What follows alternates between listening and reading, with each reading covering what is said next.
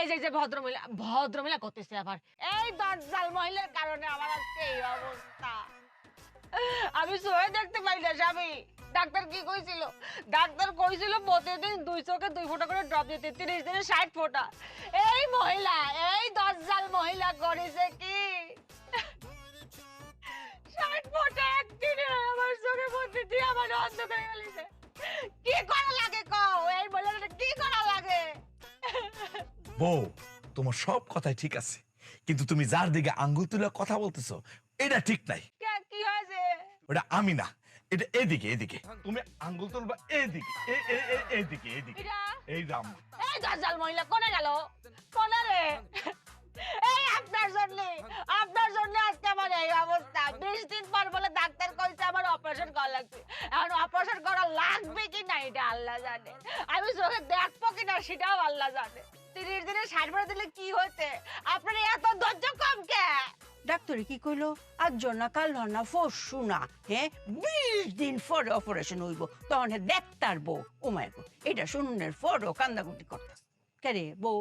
তোমার তো ধৈর্য খুব কম। দেখছাও কি করতেছে? মুন্ডা করতেছে, এতগুলা করে গালি দেয়, কিন্তু আমার শাশুড়ি কিছু করতে বলছে, তুমি কিছু কও না কে? ঠিক আছে, আমি মানলাম তোমার কথা যে আমার ধৈর্য কম, তা আমার চেয়ে তোমার আরো কম। আমি যখন তোমার 60 ফুট একবার দিতেছিলাম তখন তো তুমিও মিটমিট করে চায় রইছো, এর লাগি তো আমি দিতে আসি, তখন তো তুমি কিছু না কইলা না। ধৈর্য কার কম কার বেশি? দেখছাও আমার বন্ধ করে দিয়ে ভাষণ দেওয়া হতেছে, চোখ গেছে আমার। আমি বলতেছি দজ্জাল মহিলা কোনে কর। আরে থামো না, থামবা তোমরা দুইজন। কি শুরু করছো?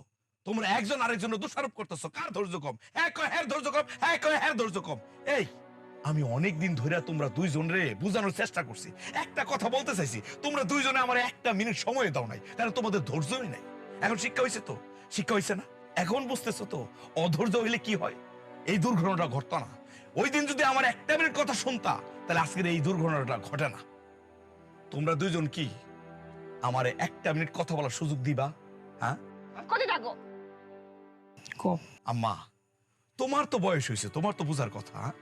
আল্লাহ পাক যখন কোনো মানুষকে দুনিয়াতে পাঠায়, তার হায়াত, মৌত, আয়, রোজগার সমস্ত কিছু নির্ধারণ করে পাঠায়। মানুষ চাইলেও কম বেশি করতে পারে না।